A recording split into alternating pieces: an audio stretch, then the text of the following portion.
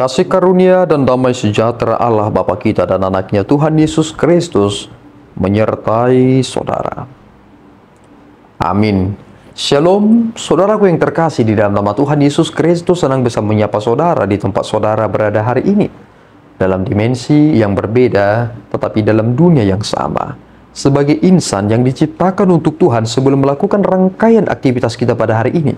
Marilah kita mengawalinya dengan memuliakan Tuhan lewat pujian kita dan mendengarkan firman Tuhan.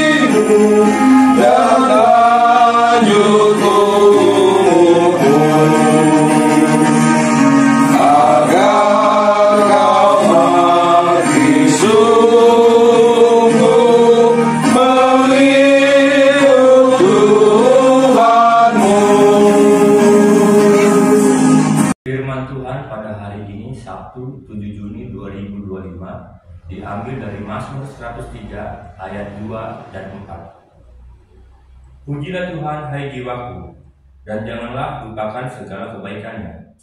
Dia yang menebus hidupmu dari lubang kubur, yang memahkotai engkau dengan kasih setia dan rahmat. Demikianlah firman Tuhan. Saudaraku yang terkasih di dalam nama Tuhan Yesus Kristus, saudara harus memuji Tuhan hari ini. Dan saudara tidak boleh tidak memuji Dia hari ini. Mengapa saudara harus memuji Tuhan hari ini? Karena saudara harus mengingat bahwa sebenarnya seandainya Tuhan tidak menunjukkan kasih setianya dan rahmatnya kepada saudara, maka percuma saudara memiliki umur yang panjang.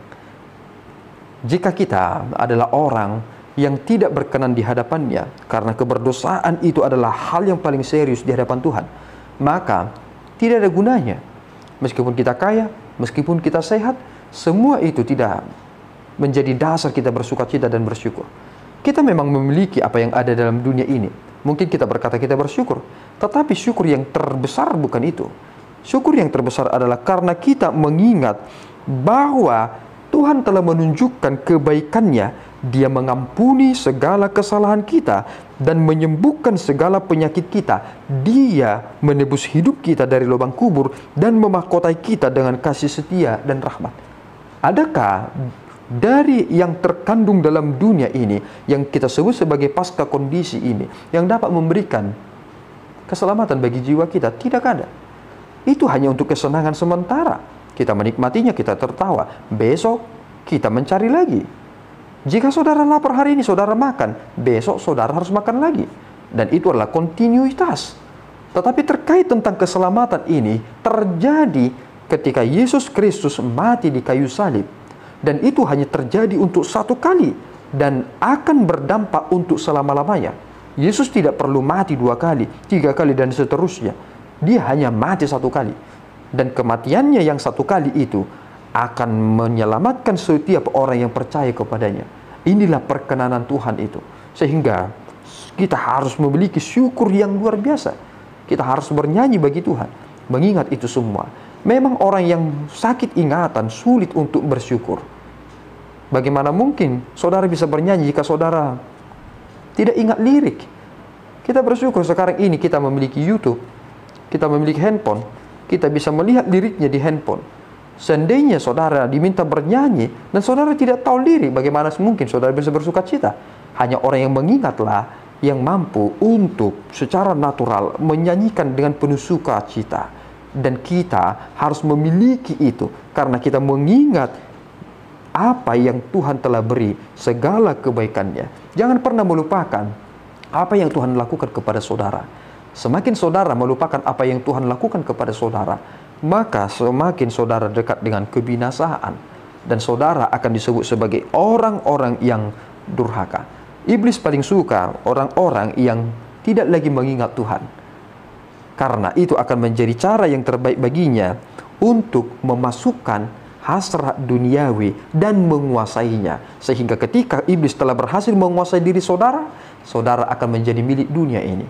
Saudara tidak akan menjadi pemenang. Yesus berkata, aku telah memenangkan dunia.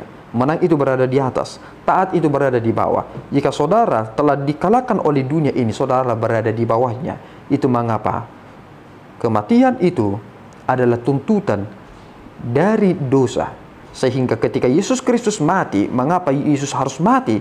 Karena konsekuensi dari dosa adalah kematian.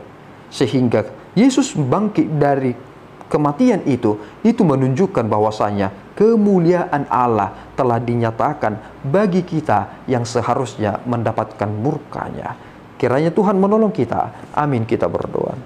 Ya Tuhan, kami bersyukur atas berkat-Mu. Terima kasih Bapa. Engkau telah menunjukkan kebaikan-Mu kepada kami. Dan hanya Engkaulah Allah yang sungguh-sungguh baik. Engkau telah menyatakan kemurahan hati-Mu kepada kami. Engkau menyelamatkan kami dari liang kubur kami.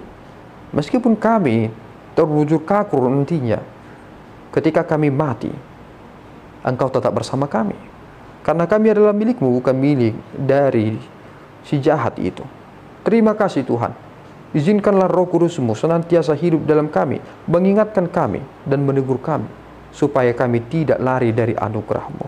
Terpuji Engkau, di dalam Yesus kami telah berdoa dan mengucap syukur. Anugerah Tuhan kita Yesus Kristus, kasih setia Allah Bapa kita, dan persekutuan Roh Kudus menyertai saudara. Amin. Tuhan Yesus memberkati.